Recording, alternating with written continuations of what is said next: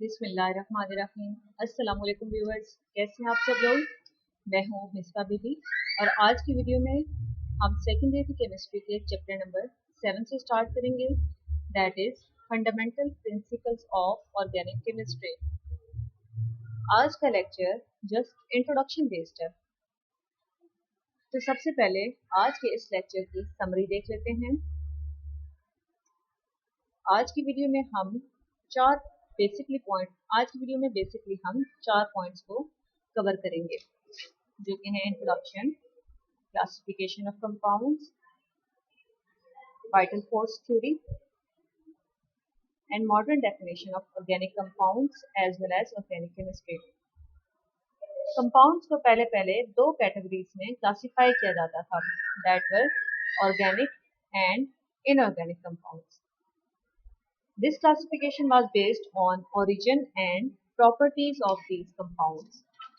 Organic compounds उन compounds को कहा जाता था जिनका origin living things थे, जैसे कि plants and animals, जबकि inorganic compounds उन compounds को कहते थे जिनका origin non-living things या mineral based था।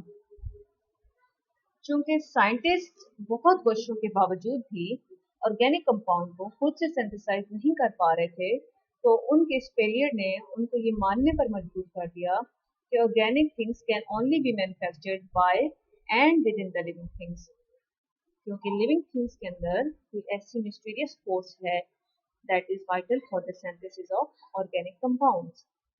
सो in this way this theory was renamed as vital force theory.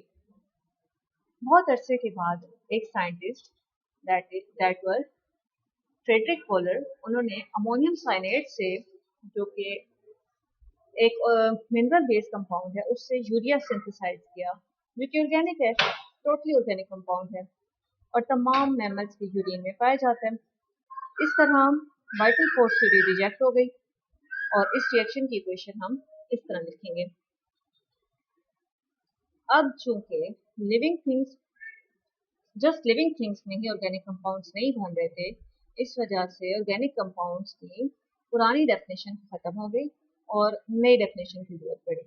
So according to the modern definition, organic compounds हम उन कंपाउंड्स को कहते हैं, या organic compounds are the compounds of carbon and hydrogen, यानी hydrocarbons and their derivatives.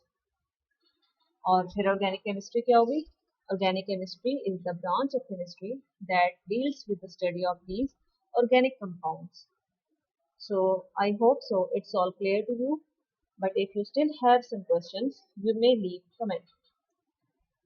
I will meet you with the next topic in the next video. Keep watching, keep learning. Thank you.